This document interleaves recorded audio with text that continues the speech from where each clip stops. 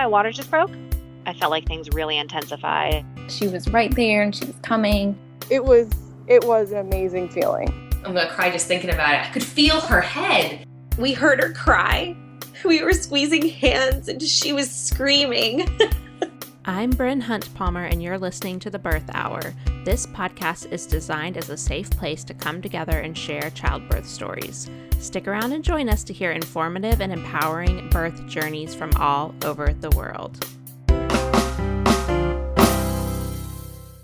Today's episode is sponsored by Aeroflow Breast Pumps. Aeroflow has helped millions of new and expecting parents discover the breastfeeding and postpartum essentials covered by their insurance, including breast pumps, maternity compression, and lactation education and support. They take care of everything, including all paperwork, working with your insurance company, and explaining your options to get these free essentials. Aeroflow offers all major breast pump brands, including Medela, Spectra, Motif, Lancino, Amita, Elvie, Willow, and more. All you have to do is go to aeroflowbreastpumps.com/birthhour and fill out their free and easy qualify through insurance form. Extra bonus, if you use the coupon code TBH15 in their online shop, you'll get 15% off all supplies and accessories. Head over to aeroflowbreastpumps.com/birthhour to get started. At the end of this episode, I'll be talking to Megan all about her experience using Aeroflow breast pumps to get her breast pump for free through insurance. I'd love to take a minute to tell you about our online childbirth course called Know Your Options. This course takes you from the final weeks of pregnancy all the way through preparing for birth and postpartum, as well as a bonus course all about pumping, storing milk, and preparing to go back to paid work if that's part of your plan. You can see all the different modules laid out for you and more information at thebirthhour.com/course. When you sign up for the Know Your Options course, you get lifetime access and instant access. So you can work at your own pace, and we would love to have you join the private Facebook group for that course, as well as our bi-weekly Zoom calls. So again, head over to thebirthhour.com/course to get all of the info and use the coupon code 100OFF for $100 off enrollment. We'd also love to tell any new listeners who haven't heard that we have a Patreon group. You can head over to patreon.com/birthhour to see all the information there about how to support the podcast and in return get fun perks and bonuses such as access to our archived episodes and our private Facebook group for our Patreon members. So again, that's patreon.com/birthhour. Today's birth story guest is Clarky. She's going to be sharing her home birth story. She has a really great perspective coming from a family of birth workers. Hi, Clarky. Welcome to the Birth Hour. Thank you so much for coming on the podcast. Absolutely. It's an absolute honor. Thanks for having me. Of course. I'm so excited to hear your story. Let's, before we get to that, start with hearing a little bit about you and your family. Sure. So my name is Clarky Lunara. I live in the Shenandoah Valley area of Virginia with my husband and our one little boy, River. And let's see, I am a birth worker or birth doula, if people are more familiar with that terminology. But right now, most of my energy goes into birth education and mothering, obviously, and then some postpartum work as well. All right. So let's start with finding out you were pregnant, and then we'll get into how your pregnancy went. Okay. Yeah. So I guess like a bit of background is that I know that I come from a lineage of people who have been midwives. My mom is a midwife, or nurses, like my grandmother. My mom's also a nurse as well. And my great-grandmother, just as like an Indigenous woman, was like natural remedy kind of healer in her family and community. And so that was something that I always felt like, I'm not going to become a nurse. I'm not going to do anything related to birth. I'm not going to touch this stuff, even though I feel like that just seems like what my family line, especially for the women, has really leaned into. During my experience at university, at college, I stumbled into birth work when trying to do some research on different delivery methods and how different delivery methods, stress during pregnancy, stress during delivery, all of these different external environmental factors or things that we do have a lot of control on impact our little ones or future little ones' gut flora, how it impacts their immune system, how it just impacts their entire bodies, right? Their nervous system so much is impacted by the choices that we make and or the situations that we find ourselves in. And I was just like, wow, wait, this is a completely new take on birthing and family support that I didn't really ever think about. And since I was studying biochemistry, it just felt like a really outstanding way to figure out, okay, if people could understand from like a biochemical perspective how we can support our children and how we can support other families and how we can support the next generation, like that feels like it could be life-changing. And so that was really what kind of stepped me into just this passion for pregnancy and for birth and for supporting families, years and years before my now husband and I chose to start our own journey to becoming parents. My husband and I, was my partner at the time, were in Illinois. We were working on moving to Virginia so that we could connect to the land more. We were doing a lot of gardening. We were just trying to figure out ways to just like ground ourselves a bit more in like gardening practices, growing our own food, eventually wanting to do something similar to homesteading, but, not being able to do that in an apartment in the suburbs of Illinois. And so we figured, okay, let's make a move that's going to help us align with our values a bit more. That's going to bring us closer to family and friends for when we start a family one day, and just try to like really tap into community in a bigger way than what we were experiencing on the outskirts of Chicago. And so we made the decision to move to Virginia and do a work trade on an organic farm here and be closer to our family and friends. And a few days after we got here, we found out that we were expecting our son. And I feel like that was our son's soul was kind of all over our story, or that his like spirit or energy was all over the story, because it felt like we were truly in like our peak health and fitness at the time when he was conceived. It felt like we were making all of these different steps to be more grounded, to be in community, to be towards family, to start these different practices that felt really good and aligned with the direction we wanted our family of 2 at the time to go towards for that family of 3. And it felt like his essence was pretty much like, oh, yep, that's everything I needed. Thank you. And I'm ready to join you. So that was kind of how we stepped into the pregnancy, just finding out that we were expecting him a few days after moving. Wow. That's such a neat story. It sounds like you guys are very intentional people in general. Yeah, I think probably everyone would say they're probably intentional about their different visions and decisions, but I don't know. Pregnancy comes as a surprise for a lot of people too. That's very true. Very, very true. But a good and aligned surprise too. Yeah, very neat. All right. So how did you feel during your pregnancy? Yeah, so during the pregnancy, I really struggled. As I mentioned before, I had been working with families for years before we welcomed this person internally. And I had a really rough first trimester. I was really sick and nauseous.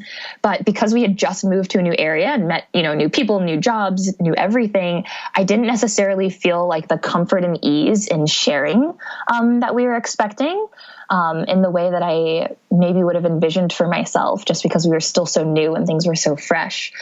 So I was having a really hard time. We were farming in the heat of Virginia summer, and it was, like 90s and 100-degree temperature some days, picking tomatoes while feeling nauseous and while feeling just absolutely exhausted and pretty rough. So I would spend most of the pregnancy farming a bit in the morning. In the middle of the day, there was kind of a siesta for lunch and rest, and then most people would come back and farm, and I would just eat and then sleep for the rest of the day. And that was how I spent most of the first trimester. I think in some ways it was really great, right? Lots of vitamin D and lots of time outside and working with plants and working in the ground. And the community and farmers that we were connected with were and are just really wonderful people. There's a lot of people who we're still connected with, but yeah, it was just really emotionally and physically challenging. And I was hoping, okay, when my placenta kicks in, I'm going to feel better. I'm going to have more support. And the second trimester was also really challenging. So yeah, that was a bit of a bummer. I honestly didn't really like being pregnant as much as I had maybe hoped I would. Just feeling out of sorts in my body. And yeah, this like intense confusion around, okay, if I eat too much, then I'm going to feel bad. If I don't eat, I'm going to feel bad. If I eat little bits, I feel bad. And if I eat too big of a meal, I'm going to feel bad. And it wasn't joyful. It was just a really difficult time. But thankfully, the third trimester did feel a lot more easeful. I felt amazing during the third trimester, like physically and emotionally in a lot of ways. And I just think that that's normally a time where most people feel, that like the heaviness, the weight, the exhaustion of just holding life for such a long period of time. And I felt the opposite for most of the third trimester. That's such a good example of just there really is no super predictable answer for pregnancy for people. Absolutely. Yeah. It can go in a million different directions. Right. Another big part of the pregnancy was trying to figure out who was going to potentially be in attendance for my birth, if anyone. So I was going back and forth between doing a completely unassisted birth, and unassisted in the way of not having like a primary medical provider as an authority, or doing a like midwife assisted or supported birth. But I really, really wanted to find someone who was a match, who was going to listen to the support that I needed and the kind of experience that I wanted before they would listen to what the rules said or what their certification said. And so I think I mentioned before that my mom is a midwife. Initially, I asked, like, would you just support me? And she thought about it and he was like, I really want to show up. If you want me in this space, I want to show up as grandma and not as, like a person who's trying to make different decisions and separate myself from, caring for you as my daughter and caring for my grandbaby. And that felt, I'm so glad she set that boundary. And I also asked her, do you think I'm crazy if I want to do this without someone there? And just do it like Jordan and I? She was like, I trust you. Like, you're going to make a decision that's going to feel good for your family and that's going to feel good for your body. And if that's what feels like that's going to make you feel the safest and the most secure, then that's what you should do. And it was just such a pivotal moment to have like the utmost trust of like my mother. Like, I love her to pieces.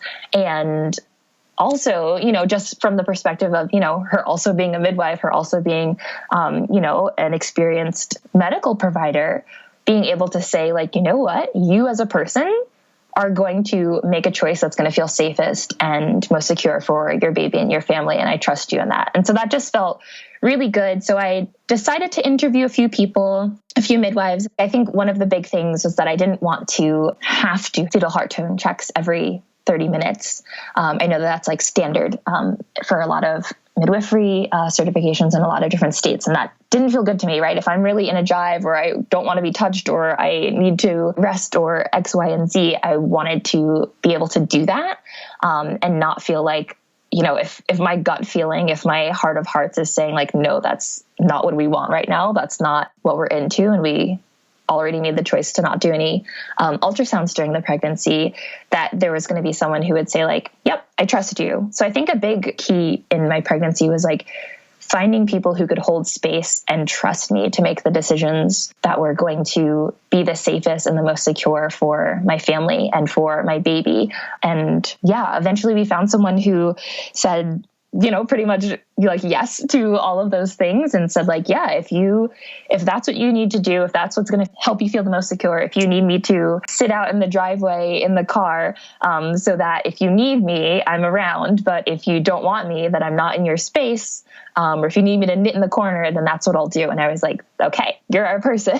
So yeah, we found a really wonderful traditional midwife in the area, still certified, but just follows like a lot of the traditional practices. And yeah, I think that was another just key dynamic of processing and moving through, stepping into motherhood and stepping into that role of like, okay, I am the sole decision maker for my body, but also for my child right now while we're fully connected. And especially, there's so many layers to it, but also being a Black woman in America right now, we know that the birth outcomes look very, very different when you go state to state, but in general are not as good for Black women. They're abysmal in certain places. And when you add the factor of, I don't know if people would consider me a young mother or not, but being younger, I also had worked with primarily like teenage families when doing birth work in Illinois, and just seeing not only the blatant disregard and disrespect for people who were younger,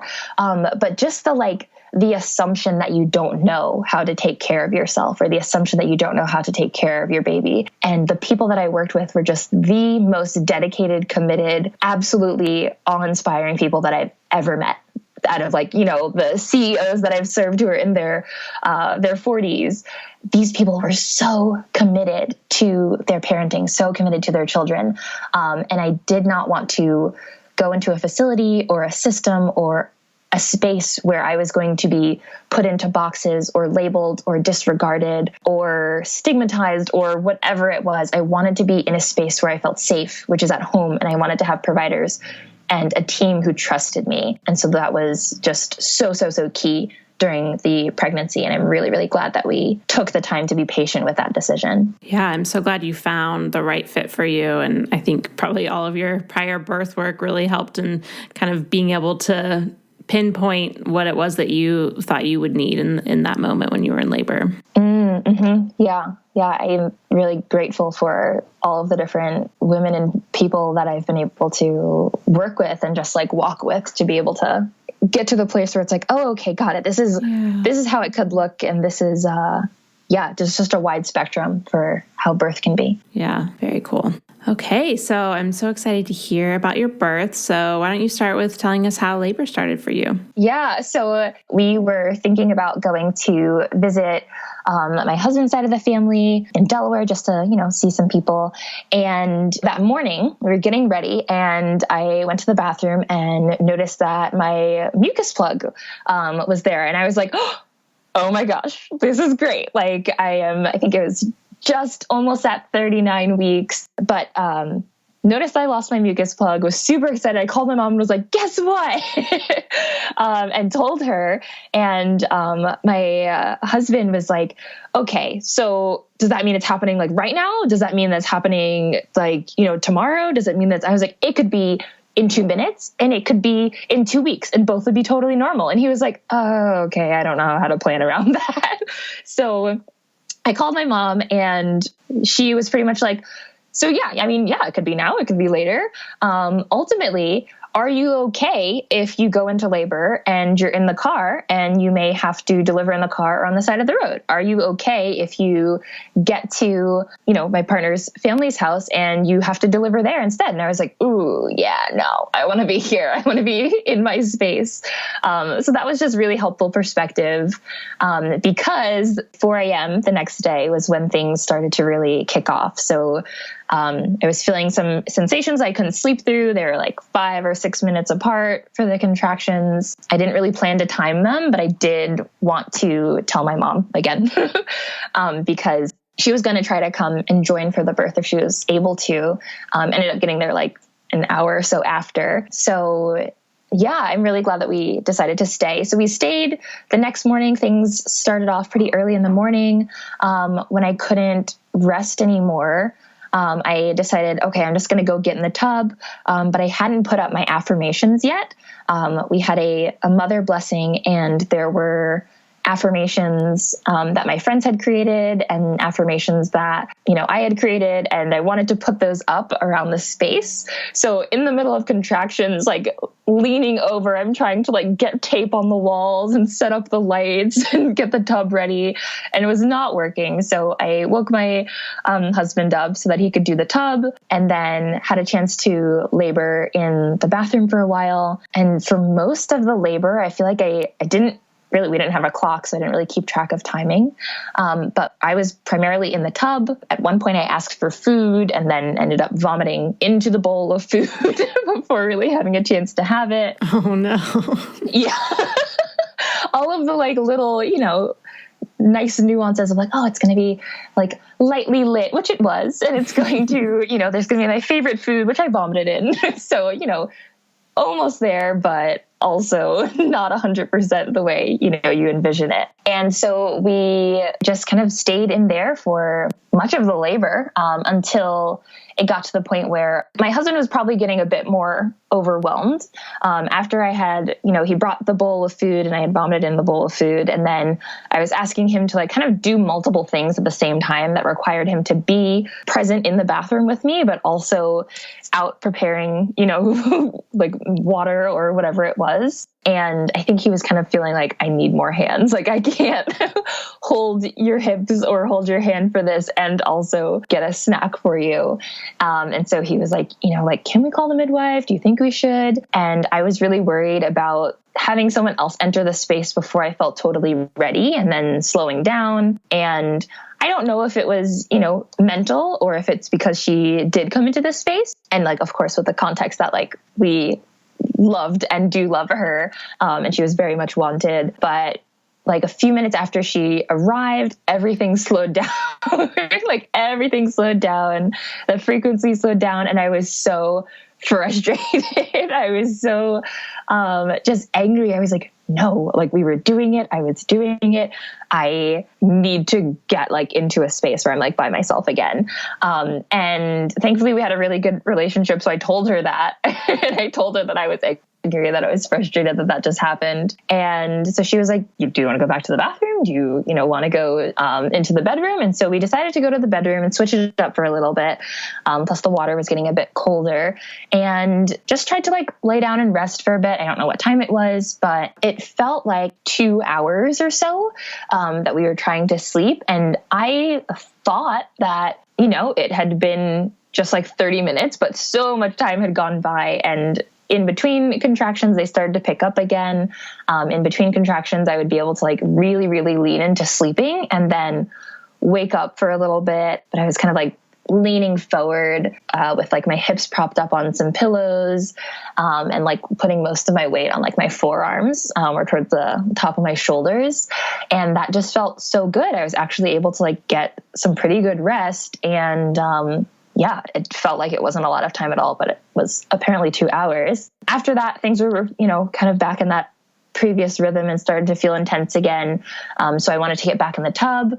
And I think this is probably where it felt the most comical, I would imagine, from the outside looking in, because at this point during the labor, things were getting really intense and I would hold, one foot against the bottom of the tub and one arm against the top of the tub or against the side that you'd have of any bathtub. I'd hold my arms and my hands and my feet against that and just scream at the top of my lungs.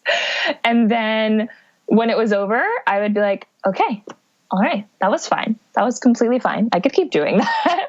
And then it would happen again. And then I'd like grab on for dear life, scream at the top of my lungs. Oh my gosh. and then stop again. And my partner said that he was like, I just was really worried that someone was going to like call for like a welfare check to make sure that you were okay, because it would just be so intense for like 60 seconds straight and then it would stop. And I think at that point, I remember my midwife had asked, like, where do you think you're at? And I remember telling her like, this feels pretty intense, but I don't know. It could be just early labor, because I was really trying to psych myself out to thinking that, if this could get more intense and if it could go on for 3 days, then I don't want to tell myself that I'm almost done if I still have like another 24, 48 hours of labor ahead of me. Right. So I just kept psyching myself out and saying like, you could be in early labor, Clarky. This could be just the start. And so I was like, I don't know, this feels pretty intense, but I don't know. She was like, well, do you think that I could check baby and that, do you think you'd like to reach your hand in and see if you feel anything? And I was like, okay, yeah, that feels okay. So she checked baby. Baby was doing great. And I got out of the tub to sit on the toilet so I could just kind of like use, my hands a little bit easier. And I didn't get more than just like a knuckle and a half in before I felt the top of his head. And I was like, oh my gosh, I'm doing it. I'm going to meet my baby. And that was just such a cool moment to just like have that like really tangible feeling of like, oh, like you're right there, because we didn't know the sex of our baby initially. And so that was just like such a cool memory and moment. And I really, really loved that. Eventually, she did suggest that we go to the bedroom. And that was because she was like, you know, we can fill up the water more, but it is getting pretty cold. And, you know, right now the amount of water that you have in here wouldn't necessarily be safe for baby to come out if they weren't fully submerged in the water. Like, do you think you'd be able to, you know, keep your body underneath the water during the contraction if your baby started to come out? And I was like, I don't really think so. And she was like, okay, then I think, you know, it might make sense for us to go to the bedroom. And again, that felt good. So we went to the bedroom, and tried a few different, you know, just like what was going to be most comfortable. So that position that I was really forward leaning in before felt good for a while. But the pressure was so constant on my pubic bone that I remember feeling, and, you know, as someone who was like, you know, going into this wanting to have a natural birth, but also someone who was fully in support of like people being the experts on their own bodies, right? Like, I'm not your body. I have never experienced what it's like to be in your body, or to have your pain, or to have your baby, or to have your baby's positioning, or any of those factors, right? So I have no idea what choice is going to be good for you. You're the expert on that. And so I remember feeling not like, oh, I could get why I would ask for an epidural at this moment, but I remember thinking, oh, I could get it feeling really attractive for someone to cut me open and make this stop right now. It was so intense. It was like so intense. I didn't want someone to numb it. I was like, no, I just want it to stop. I want it to be over. If you could just like open me up and take this from me, that would be outstanding. And so, yeah, I just kept thinking like, I have to get him off of my pubic bone. It just felt like his head was just right there, and it was not tolerable. I did not feel like I was on planet Earth every time I had a huge surge. And at that point, I'm realizing, you know, later on is like, oh, my body was pushing. It was just so out of control, intense. I, you know, couldn't think, couldn't form words, again, was just screaming at the top of my lungs, and then was like mostly lucid, but also like, how do I make this stop in between? And so there was one point where my midwife was like, you know, do you want to see if you'd like to, you know, try a different position? And I tried a position where I was like leaning back into my husband. So he was kind of like acting as a fitting, but like, you know, like the husband or boyfriend pillows that you have on the bed. He was kind of like acting as that. And I was leaning back into him, and it felt like I was drowning. I just like, I couldn't breathe through the contraction. I couldn't get a good hold on things, and was like, no, I can't do that. And got back up. And that was like the one time that I yelled at her and was like, that's a bad idea. And then like got up and back into the like hands and knees position. But a few, you know, sensations and contractions later, we decided to get out of the bed, and my husband was behind me kind of acting as like a bit of a tree, and his arms were like, you know, outstretched to hold and support me. And then I had my arms wrapped around his arms, and was like, every time it got really intense, I just like leaned into this deep squat, and that felt really, really, really good. I remember, I think during one of the really big waves, my water broke, and it felt absolutely amazing. Like, I know that some people have said that their births are orgasmic. There was definitely no part of the birth that felt like, you know, orgasmic or like, oh, this is great. I love this feeling. But the feeling of my water breaking was outstanding. It was just like such a relief from just like the pressure and just like the warmth, and it just felt so good. And so I remember that moment, and I think a few, you know, like leaning pushes, my body pushing, me trying to actually engage with it with this like deeper squat, very, very close to the floor. Eventually there was, you know, one contraction where his head came out, and I remember looking at it, and she said like, the head's out. And I said, no, and then just pushed the rest of his body out, because I did not want to wait, even though it probably would have been for the benefit of my pelvic floor. Oh yeah. Been there. Yeah, it was not, there was, I know I should have probably, you know, for the integrity of those muscles, waited, but it was not happening. I was like, nope, he has to come out right now. And then my baby was here, and I held him in my hands, and I don't remember. I remember hearing like, she did great. Like she looks great or something like that. But I heard she, and I remember like looking up and saying, cause one of the things on my birth wishes was like for no one else to announce it. And I was like, it's a girl. And, she was like, I'm not going to tell you, who your baby is. Like, look for yourself. And then I like turned him over and I was like, it's a boy, which, was that like, I had a feeling I had a son. At some point in my pregnancy, I just had like this feeling, and when people would ask, I'd be like, we'll be happy with whoever this person is, but I just feel that I have a son. And so, yeah, just another really sweet moment of having that confirmation of like, you're who I've known, and you're who I thought you were, and you're obviously who you are.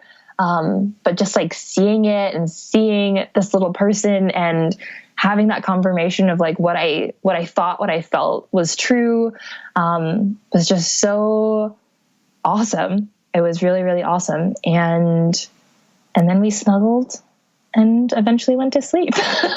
That's awesome. Oh my gosh.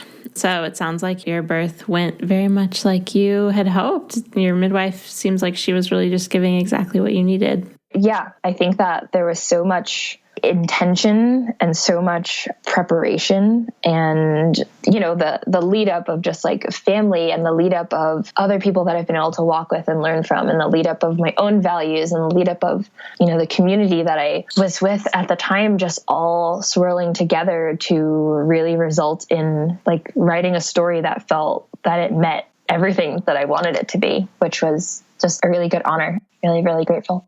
All right. So how was your postpartum with him?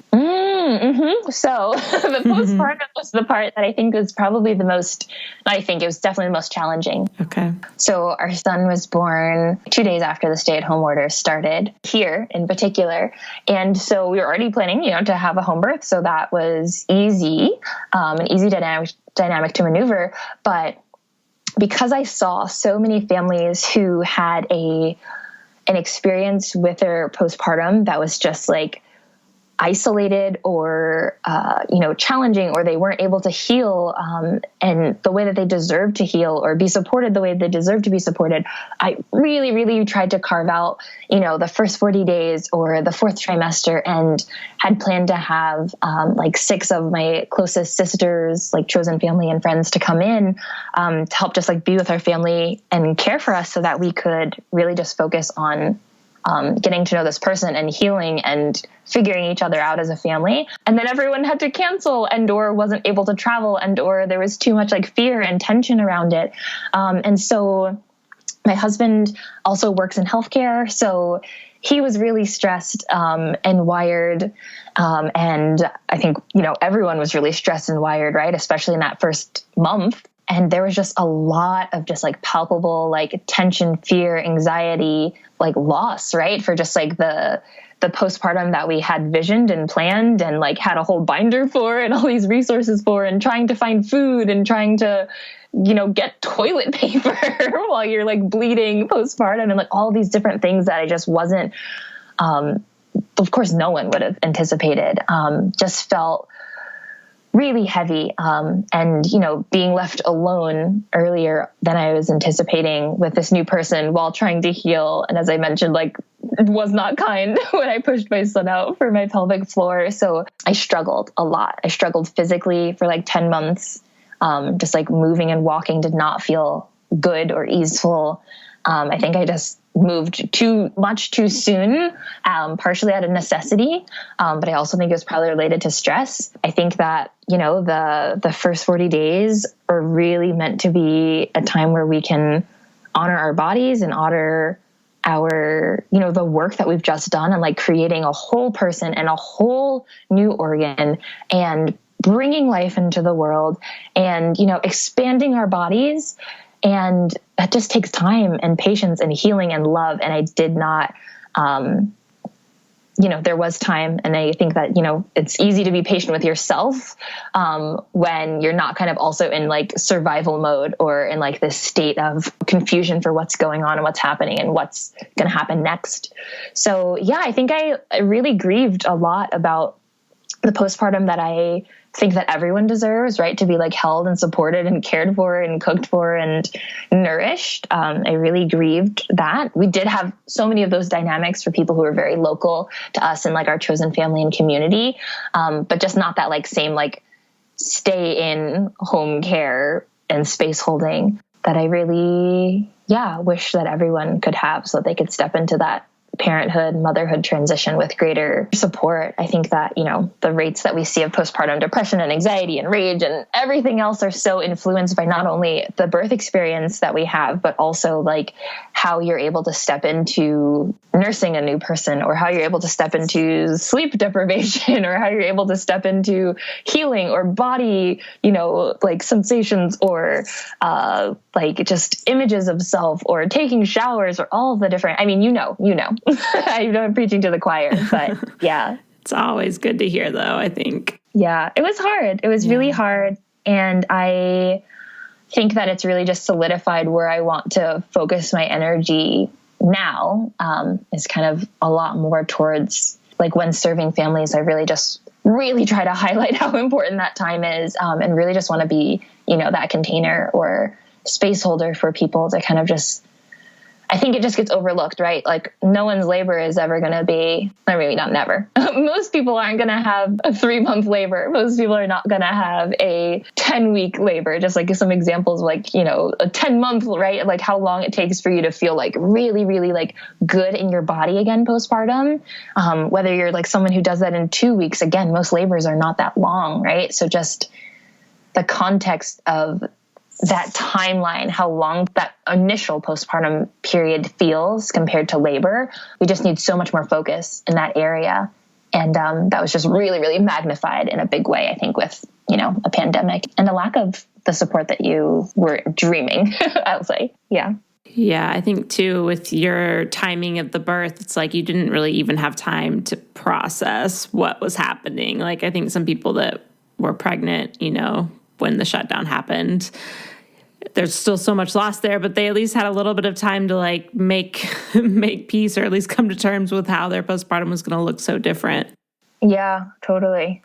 Yeah. And I know there's a lot of people in that same boat. And I know that everyone has, different timelines, different experiences, all challenging for different reasons. But yeah, that was my stirring experience. But I think that we're just trying to lean into that now, a lot more and in a bigger way. Yeah. All right. Well, any resources you want to share?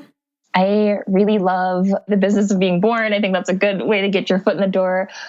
Gentle Birth, Gentle Mothering is a great book by Dr. Sarah Buckley that I really enjoyed. One of my dear friends teaches a class, the Wild Pregnancy Free Birth Childbirth Education Program. And that's just a class all about just like autonomous choices. And I really, really admire her as a birth worker and leader. And then my own website, if you're interested in any like plant medicines or supports, generally focusing on cyclical bodies and women. And that's just lunarabh.squarespace.com. And yeah, that's all I have. All right. And is your website the best place for people to reach out to you, or is there somewhere else? Yeah, that would be super duper. That would be the best. All right, great. Well, thank you so much for sharing today. It was so great to hear your story. Thank you so much for having me, and be well, everyone.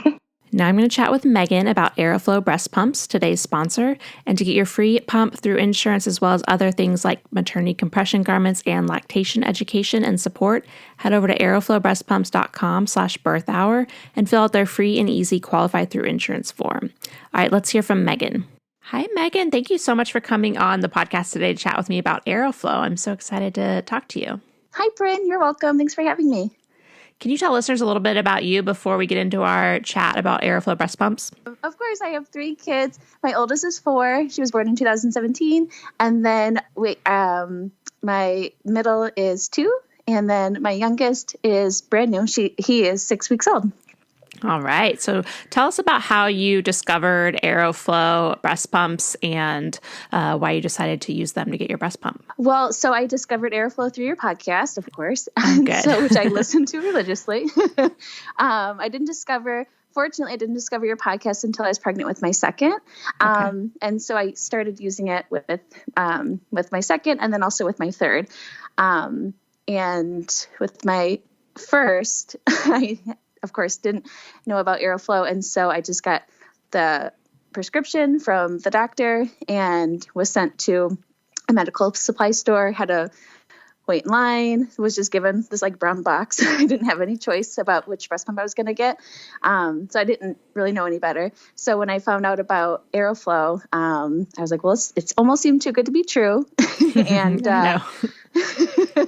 and it was awesome. So it was exactly what you said it was going to be. It was pretty incredible. That's really cool. I haven't talked to anybody who has done it without Aeroflow and with. So I'm excited to hear how that was different for you. So for those that don't know, can you just kind of explain the process for getting your breast pump for free through Aeroflow breast pumps? Sure. So I logged into the website. I typed in some of my information. I think I needed my my insurance information, due date, things like that, and then just press submit. And I think honestly, within maybe a day, maybe 2 days, I heard back via email, and they contacted my insurance company and everything. I didn't need to actually even give them a prescription. I think they contacted my midwife. And then they said it was just kind of in process. And then maybe a day or two later, I got to access my personal page that had choices of probably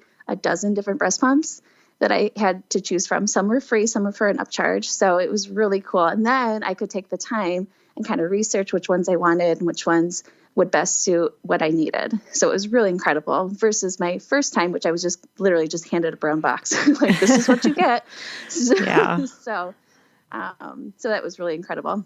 Yeah, that's awesome. Yeah, I love that they contact your care provider for you and your insurance and everything, because just the last thing you want to be doing is making another call or figuring out how to fax something to somebody or whatever. So that part was really nice for me, and especially that they work with midwives as well as, a doctor's office or something. Yeah, absolutely. Absolutely. I know, and I'm not savvy with insurance. So is anybody? They make it really hard. Not my jam. And so I don't even honestly know how they did it, but they did it. Again, there are very few things that I try to give advice about to people who are pregnant, like pregnant ladies. We already have too much advice that it's unsolicited advice coming in from people. Yeah. But the two things are always Aeroflow and the birth hour. I love it. Because I don't think a lot of the people I've actually told about Aeroflow have never even heard of it. I'm like, you guys have to check this out. It sounds too good to be true, but really, this is what you should do. Yeah. So. Well, I love that. Thanks for spreading the word. Yeah. What pump did you end up going with for your second? And then did you get a new one for your third? I did. So this is kind of funny. So I was between the Spectra. I used the Medela with my first time around. And then overwhelmingly, advice I got was to get the Spectra. But I ended up with a Luna motif based on your podcast. And so I ended up with the Luna motif, and I was really happy with that. And then the third time around, I actually did the super upcharge and got the hands-free one. I think I went with the Willow. Okay. So I'm still figuring that one out. But I'm 6 weeks postpartum, so there's a bit of a learning curve with it. And so I'll go back to work in, a few months. So I'll hopefully figure it out by then. Awesome. That's so funny. I think I have done the exact same path as you. I started with a Medela, and again, it was just handed to me in a brown box. And then I got a Spectra with my second, I guess, and then the Luna from Motif with my third when that came out. So how funny. Yeah. And the Luna was definitely my favorite by far. So yeah, it was incredible. I know. And it was just funny because, like I said, because I think the Luna wasn't as well known maybe as the Spectra and the Medela. Right. And so, maybe I think I took it to my Facebook page, like, anyone have any recommendations? And like overwhelmingly it was the Spectra. And I was like, I'm going to go with the Luna motif. I was like, based on all of the podcasts I listened to, I was like, I'm going to go with Britain's opinion on this one. And I was happy with it. So Awesome. All right. Well, thank you so much for sharing your experience. I really appreciate your time today. All right, Bryn, take care. Thank you so much again to Clarky for sharing her birth story with us, and to Aeroflow Breast Pumps for sponsoring this episode. Don't forget to go to aeroflowbreastpumps.com/birthhour to get started getting your free breast pump through insurance. And if you want any other information from today's episode, just head over to thebirthhour.com and search for Clarky's name in the search bar. Thanks so much for listening. If you enjoyed today's show, head to thebirthhour.com and click Become a Member to pledge your support. And as a thank you, you'll get an invitation to join our private Facebook group and access to exclusive episodes. Your vote of confidence and support means the world to me.